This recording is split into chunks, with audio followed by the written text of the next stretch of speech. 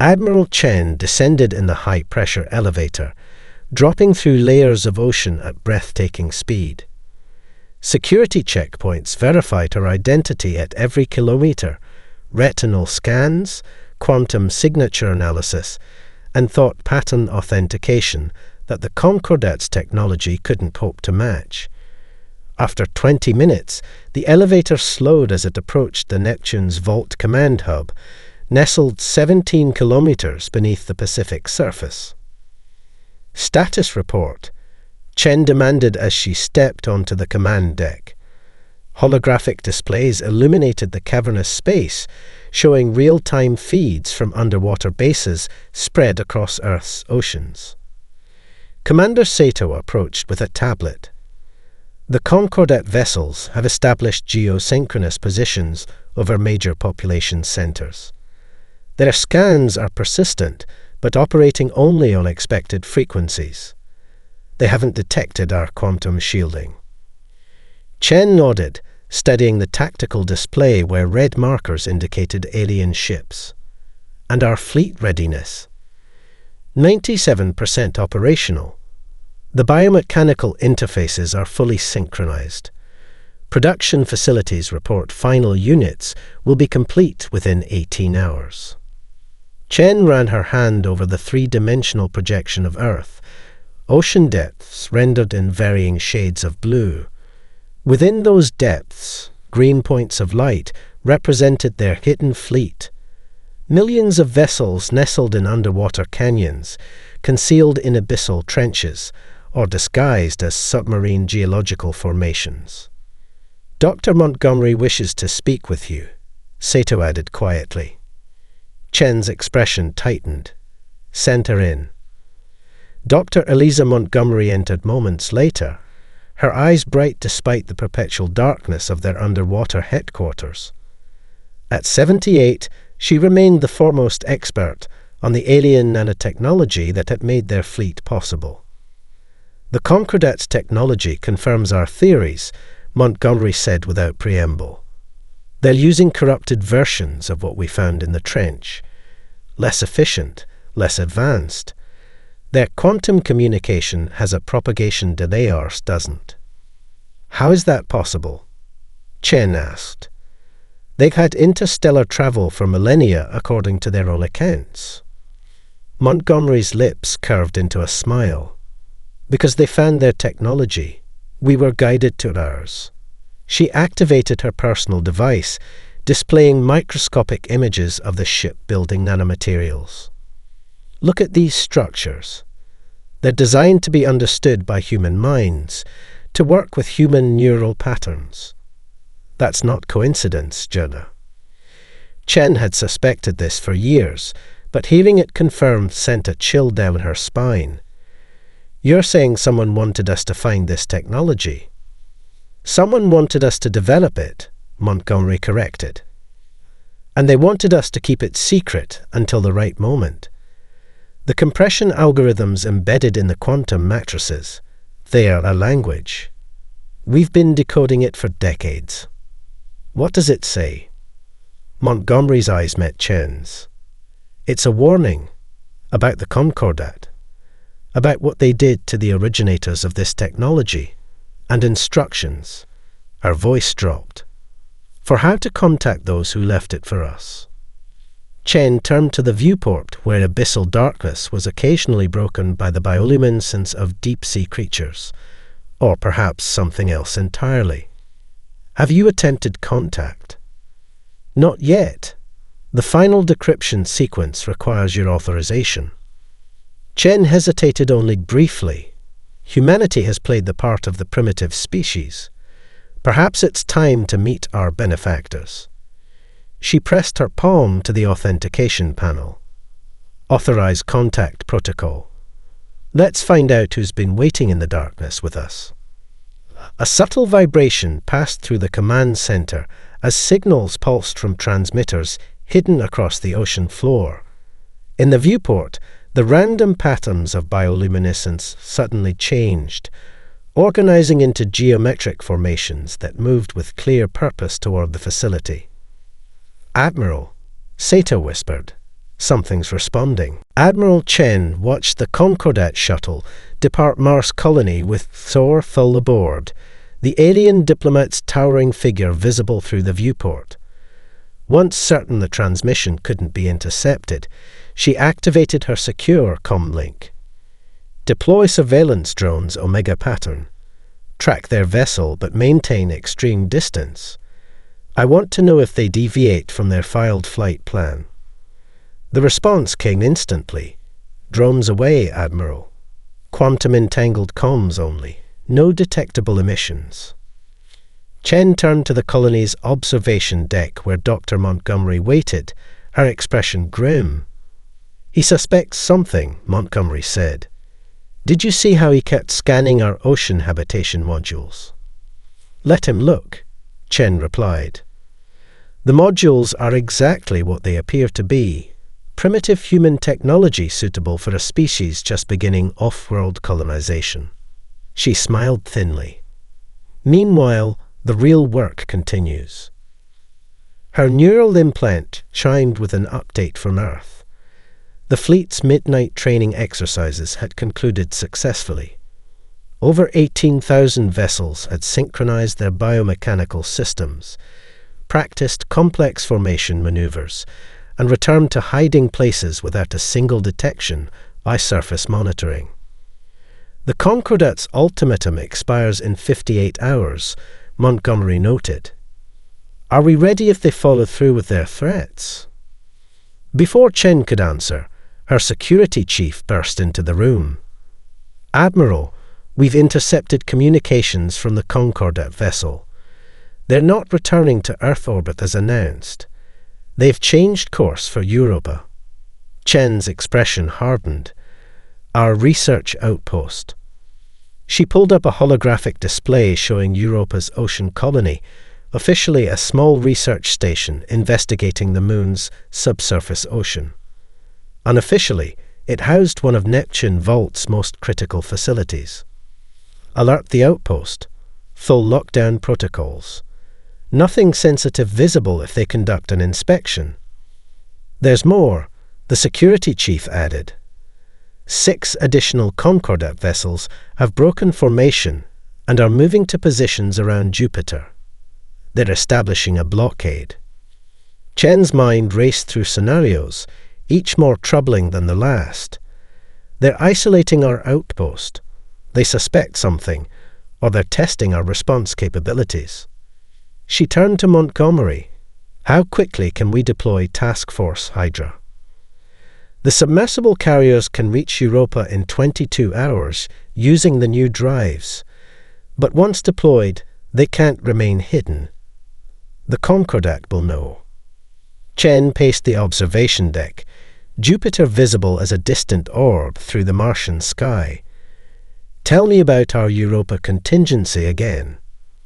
Montgomery activated her tablet, displaying schematics of Europa's subsurface structures. The outpost has 2 sections. The public research facility above ground, and our actual installation 3 kilometers below the ice in Europa's ocean. If threatened, they can sever connections, seal the access shaft, and activate the thermal dispersal system. The Concordat would need to melt through 3 kilometers of rapidly refreezing ice to find them. Chen nodded. And the personnel? 53 researchers, 18 security staff, all implanted with emergency transmitters. If the Concordat attempts to remove them forcibly, we'll know. A tense silence fell over the room. Outside, Mars Colony continued its normal operations, colonists unaware of the escalating crisis. Chen made her decision. Contact Neptune's vault. Authorize deployment of defensive units to Europa's orbit, but keep them in stealth mode. Position them in the shadow of Jupiter's magnetic field. She looked at her officers grimly. If the Concordat makes a move against our people, I want to be ready to show them exactly what they're dealing with. As her officers rushed to execute her orders, Chen gazed out at the stars. The Concordat thought they were herding sheep. They had no idea they were provoking sharks. Within Neptune's Vault Command Center, organized chaos reigned. Officers coordinated the simultaneous surfacing of millions of vessels across Earth's oceans, while maintaining perfect communications discipline. Each vessel received precise timing sequences, emergence coordinates, and formation assignments through quantum-entangled channels undetectable by Concordat sensors. Admiral Chen stood at the central holographic display where Earth rotated slowly, overlaid with countless green indicators representing their hidden fleet. Around her, tactical officers counted down the final minutes before emergence. Atmospheric conditions optimal, announced Commander Sato. Cloud cover at 17% globally. Visibility excellent. Chen nodded, her face illuminated by the holographic glow. Status of Concordat vessels. 27 capital ships in low Earth orbit. Another 42 at lunar distance. Their weapons systems are powered but not targeted. The tactical officer paused. They're broadcasting on all frequencies, demanding our response to their ultimatum. They'll have it soon enough, Chen replied. She turned to Dr. Montgomery, who monitored the biomechanical systems linking their ships. Neural synchronization status. Montgomery's fingers danced across her console. 99.8% synchronization across all vessels. The hive coordination system is functioning perfectly. She looked up, eyes bright with anticipation. The fleet is ready, Admiral. They're waiting for your command. Ken took a deep breath, feeling the weight of centuries of human history on her shoulders. Their ancestors had dreamed of reaching the stars, never imagining that the depths of their own oceans would be where humanity's greatest achievement resided. Communications. Open a channel to all Neptune's vault installations, she ordered. The communications officer nodded. Channel open, Admiral. Chen straightened her uniform and faced the camera. This is Admiral Chen. For over a century, we have prepared in secret, building the greatest fleet the Earth has ever known, perhaps the greatest the galaxy has ever seen. Today, we reveal ourselves not in aggression, but in defense of our sovereignty. She paused, choosing her next words carefully. Every vessel commander knows their assignment. Every pilot understands the stakes. We emerge not to start a war, but to prevent one. Show discipline, show restraint, but above all, show the Concordat exactly what humanity is capable of. She nodded firmly. Initiate emergence sequence. Neptune rises. Throughout Earth's oceans, the water began to churn. In perfect synchronization, millions of vessels activated their gravitic drives, displacing massive volumes of seawater as they ascended toward the surface. Aboard the Concordat flagship, Exorthal received increasingly frantic reports from his sensor officers. Massive seismic disturbances detected worldwide, one called out. Energy signatures unlike anything in our database. Visual confirmation requested. Fjorthal demanded, his normally measured voice tinged with alarm. The main view screen shifted to orbital cameras focused on Earth's Pacific Ocean.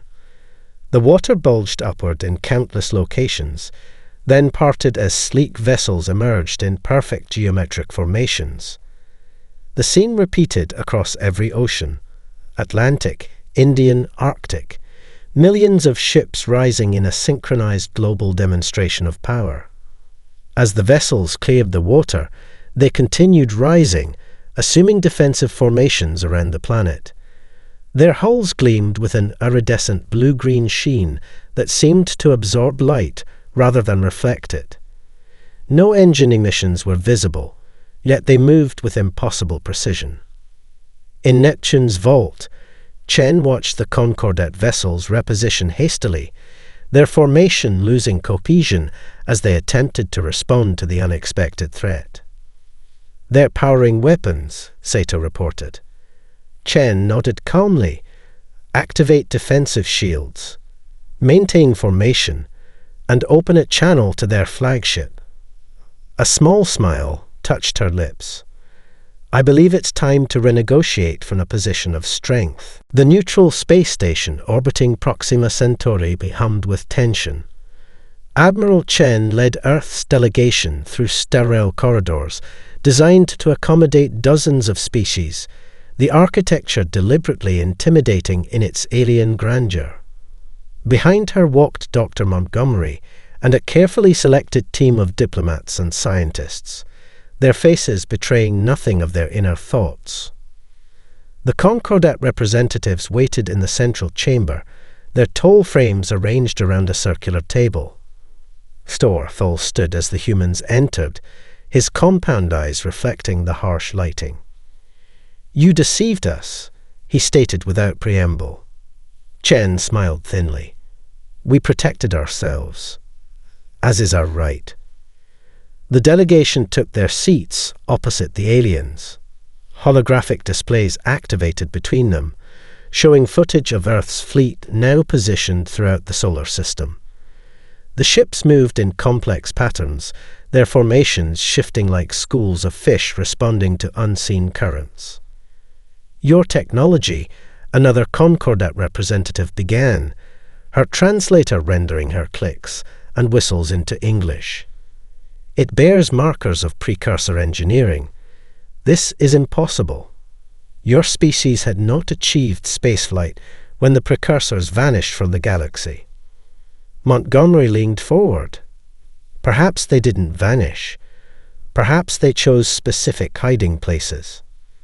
The statement sent visible ripples of discomfort through the Concordat delegation. Thol's outer membrane flushed with color patterns that the human translators identified as alarm. "The artifacts we discovered," Chen continued, watching their reactions carefully, "contain technology unlike anything we developed. We simply adapted it to our needs."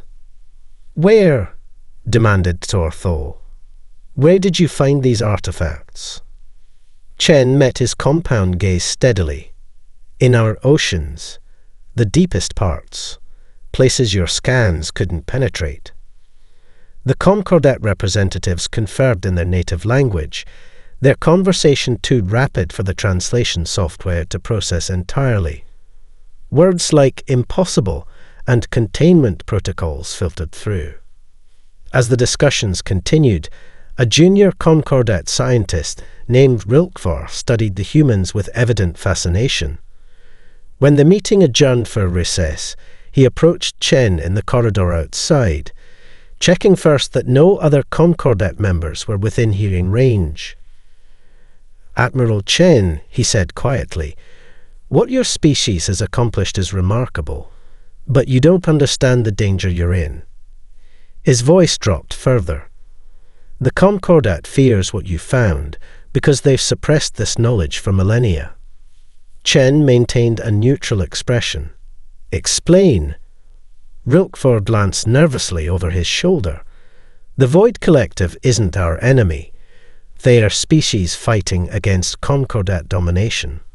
Fighting to reclaim precursor knowledge the Concordat has systematically destroyed." He pulled a small device from his robes. "This contains historical records deleted from our official archives. The Concordat rose to power by eliminating the precursors' chosen successors, species by species." Chen accepted the device, concealing it within her uniform. "Why are you telling me this?" "Because your oceans protected you from our scans, but they won't protect you from what's coming." Rilkvar's compound eyes dilated with fear.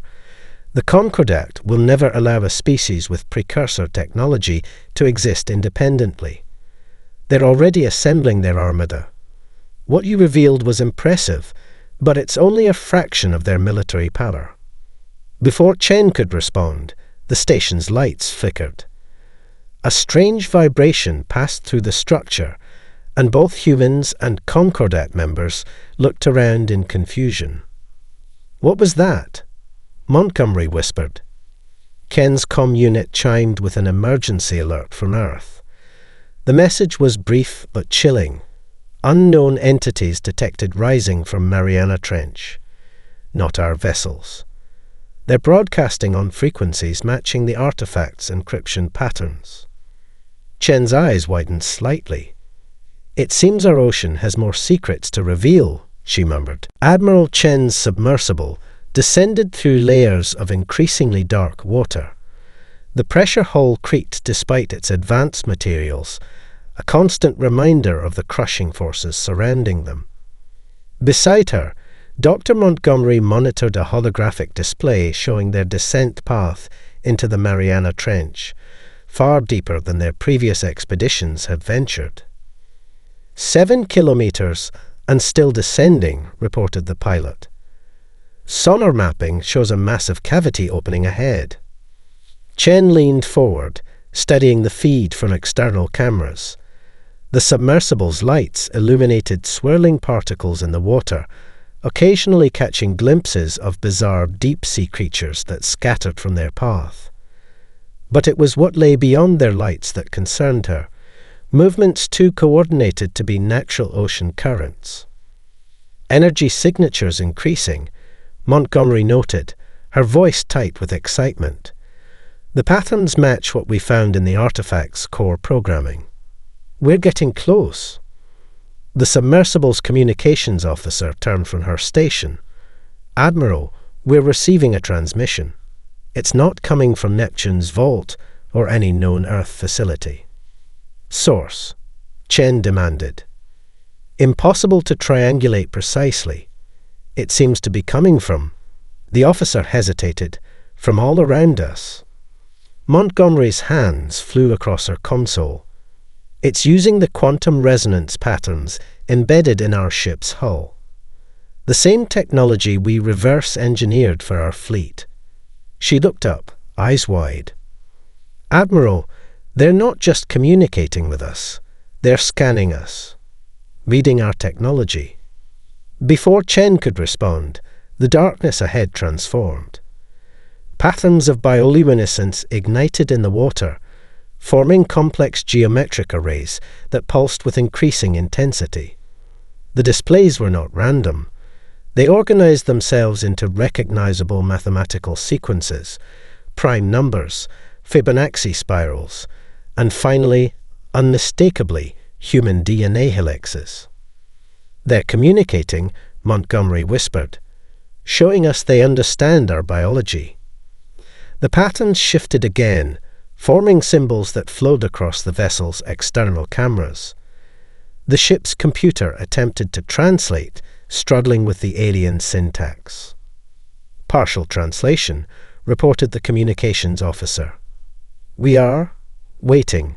Long time. Humans. Ready now." Chen felt a chill that had nothing to do with the frigid waters outside. Ready for what? As if in answer, the bioluminescence intensified, revealing what had been hidden in the darkness. A massive structure extended across the trench floor, not natural rock, but a constructed facility of enormous proportions. Its architecture blended seamlessly with the underwater environment, its surfaces covered with the same material they'd discovered in the artifacts. "It's a city," Montgomery breathed. "An underwater civilization."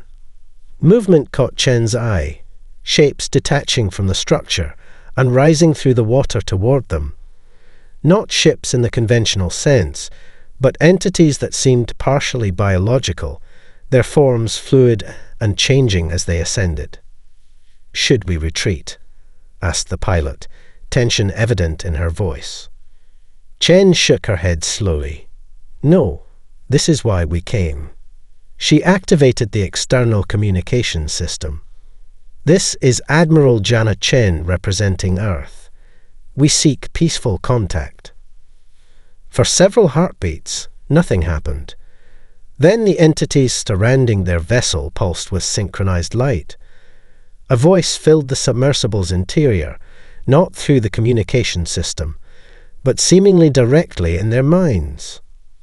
Earth has heard our call. Earth has built our gifts into guardians. Now Earth must prepare for the storm that follows revelation. One of the entities approached the viewport, pressing against the transparent material. Its form shifted, rearranging into a rough approximation of a human face. Through the distortion, Chen could make out features that seemed almost familiar, as if assembled from humanity's collective memory of what an advanced being should look like. The Concordat hunted us to the darkest corners of the galaxy. The voice continued in their minds. We chose Earth's oceans as our final sanctuary. Now we choose humans as our final allies. The Earth Defense Council chamber fell silent as the holographic projection of the Thalassy representative concluded its explanation. The being, introduced as Elder Luminaris, hovered above the center table, its translucent form rippling with bioluminescent patterns that synchronized with its thoughts. For 50,000 years, we have lived among you yet separate. Luminaris's voice resonated in their minds. We watched your species crawl from the oceans, much as our own did billions of years before. We saw your potential when others saw only primitive savagery. Admiral Chen stepped forward. Why reveal yourselves now? Why not earlier in our development? The Thalassy's form pulsed with colors that the translation matrix interpreted as thoughtful consideration. Your species needed to develop its own path. Direct intervention risked creating dependency. Its form shifted, displaying historical scenes, ancient human civilizations rising and falling. We provided subtle guidance, dreams to your scientists, intuitive leaps to your engineers. The rest was your achievement alone. Dr. Montgomery accessed data on her tablet. The materials we discovered, they're partially organic, aren't they? Capable of adaptation and growth. Yes, Luminaris confirmed. What you call biomechanical interfaces are simplified versions of our own physiology. Your Neptune's Vault fleet represents a hybrid of our technology and human innovation. The being's colors shifted to deeper blues, a combination neither the precursors nor the Concordat anticipated. The defense minister leaned forward. And now the Concordat knows. Our intelligence suggests they're marshalling their forces. How many ships can we expect? Luminaris's form darkened momentarily. The Concordat controls 17,000 combat vessels directly. Their subject worlds can provide another 30,000 under Duras. The being paused. But numbers alone do not convey their true threat. The Concordat weaponized our technology in ways we abandoned eons ago for their destructive potential. Chen exchanged glances with her officers. Earth's fleet, while impressive, numbered only in the low millions, most of them smaller vessels designed for stealth rather than direct confrontation. Then we need more than just ships, Chen stated firmly. We need a strategic advantage. Luminaris drifted closer to the Admiral. We have already provided one. The neural synchronization network linking your fleet is more than a communication system. It allows your vessels to function as a unified organism, adapting in real time to threats.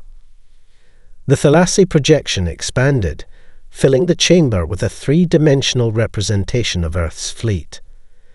The ships began moving in complex formations that seemed impossible to coordinate. What you have not yet activated is the final protocol, Luminaris continued.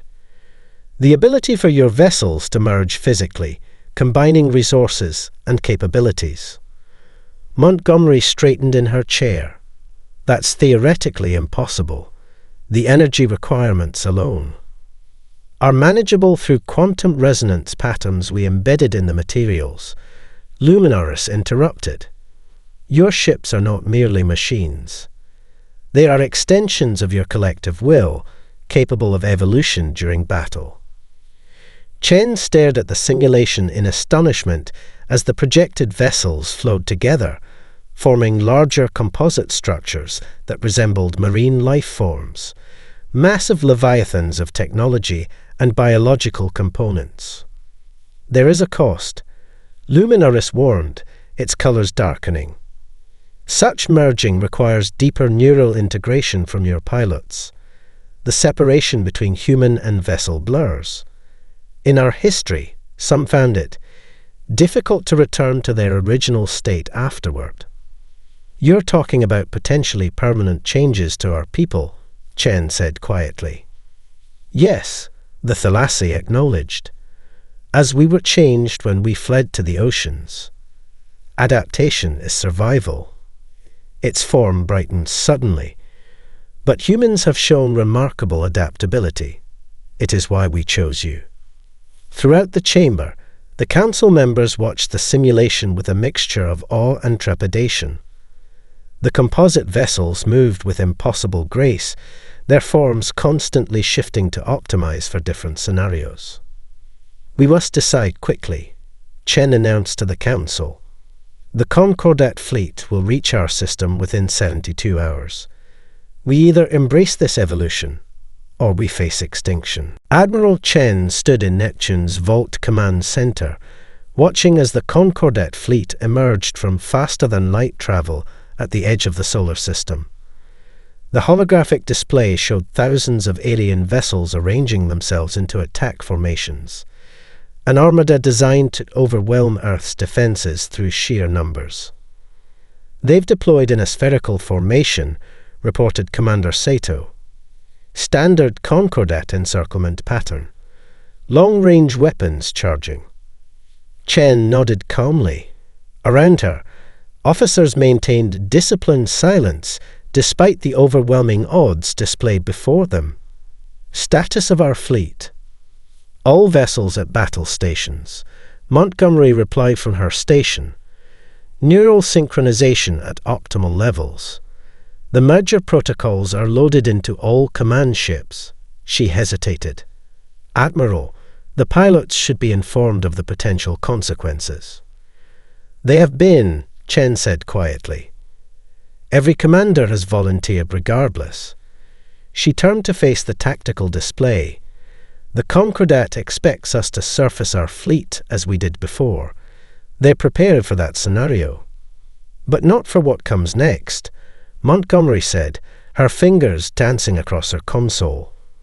The Thalassa have completed the final calibrations to the neural interface network. Leviathan protocol is ready for your authorization. The communications officer interrupted. Admiral, we're receiving a transmission from the Concordat flagship. On screen, Chen ordered. The main display shifted to show the Concordat High Commander, their chitinous exoskeleton gleaming under harsh lighting. Human forces, the alien began, your deception has been noted and categorized as a hostile act against the Concordat. Your species will now submit to direct governments or face extinction. You have 30 minutes to surrender your fleet and provide access to all underwater facilities. Chen's expression remained impassive. Prepare response, she instructed once the transmission ended. Inform the Concordat that Earth respectfully declines their offer and suggests they leave our system immediately. They're not going to retreat, Sato observed. No, Chen agreed. But neither are we. She straightened her uniform and addressed the command center. Initiate Leviathan protocol. All vessels commence submersion. Throughout the solar system, Earth's fleet began a maneuver that baffled the Concordat observers. Rather than rising to engage, the vessels descended, retreating back into the oceans of Earth and beneath the ice of Europa. They're running, the Concordat tactical officer reported, seeking refuge in their underwater hideouts. The High Commander chittered in satisfaction. Begin orbital bombardment, boil their oceans if necessary. As the Concordat ships moved into position, their sensors detected strange energy signatures emanating from Earth's oceans.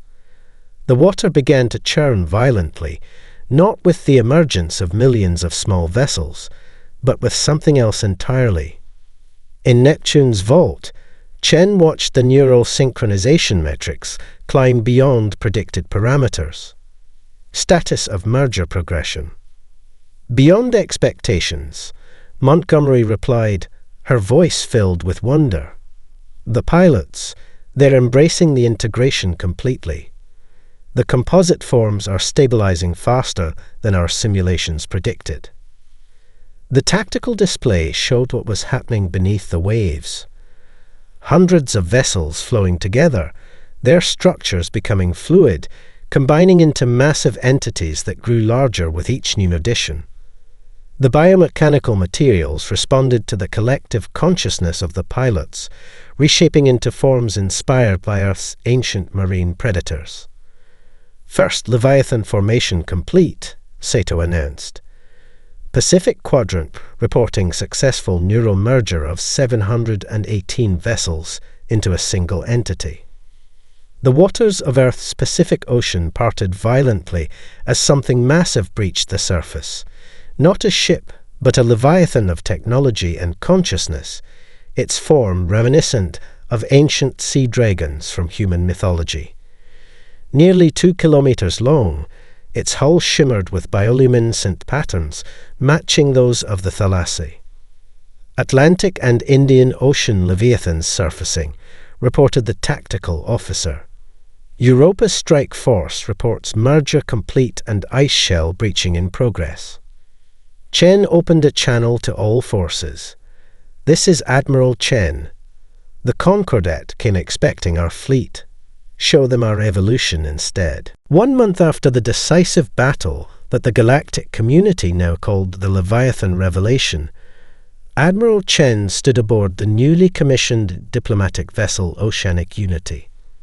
The massive ship, itself a smaller version of the Leviathans that had turned the tide against the Concordat, hovered above Earth's North Pacific.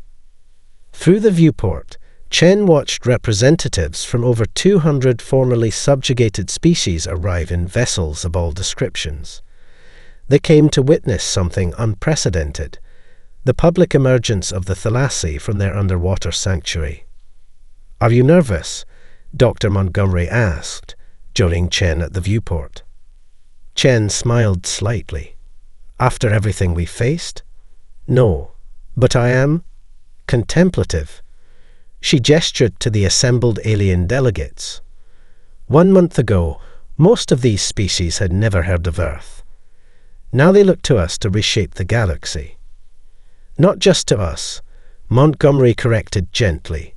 To what we represent, symbiosis rather than domination. The ship's communications officer approached respectfully. "Admiral," the Thalassi signaled they're ready to begin. Chen nodded and moved to the central platform overlooking the diplomatic chamber. Hundreds of representatives fell silent as she took her position. "Honored delegates," Chen began, her voice carrying throughout the chamber. "For millennia, the Concordat maintained power by suppressing knowledge of those who came before. They hunted the precursors, known to us now as the Thalassi, to the brink of extinction, forcing them into hiding beneath the oceans of worlds like Earth." Murmurs rippled through the assembly as Chen continued. "Humanity unknowingly shared our world with them for 50,000 years. They guided our development subtly, waiting for the right moment to reveal themselves." She paused, looking over the gathered species. "That moment has arrived not just for Earth, but for all worlds where the Thalassi sought refuge." At her signal, the ship's exterior view screens activated, showing a massive section of ocean beginning to churn. Something enormous rose from the depths, not a Leviathan war vessel, but a Thalassi city ship, its architecture blending organic and technological elements in breathtaking harmony. As the structure fully emerged, it hovered above the ocean's surface, water cascading from its translucent spires. The assembled delegates pressed forward in awe, many recognizing elements of the design from ancient records purged by the Concordat. Elder Luminaris materialized in the chamber, the thalasses' form glowing with bioluminescent patterns that reflected across the faces of the gathered representatives. For too long, we remained hidden. Luminaris' thoughts resonated through the minds of all present. We chose separation over conflict, observation over intervention. But in humanity, we found something unexpected. A species that built guardians rather than conquerors when given access to our technology. The Elders' form shifted, displaying images of similar oceanic structures rising on other worlds, places where other thalassi communities had hidden. The age of hiding ends today. The knowledge the Concordats sought to suppress will now flow freely to all species who seek cooperation rather than domination. Chen stepped forward to stand beside the Thalassi Elder. The alliance we propose today is not built on military might, though we demonstrated that capability when necessary. Instead, we offer something the Concordat never could: evolutionary partnership. Beyond the viewport, more structures emerged from Earth's oceans: research facilities, cultural exchanges, and biomechanical manufacturing centers designed to share Thalassi-human hybrid technology with their new allies. The depths of our oceans preserved both our species during our darkest hours, Chen concluded. Now, what rose from those depths offers a new beginning for the galaxy. As she finished speaking, the Thalassi city ship released thousands of luminescent particles that drifted upward, forming a massive double helix in the sky, the intertwined DNA of humanity and Thalassi, a symbol of their unprecedented alliance now visible from orbit.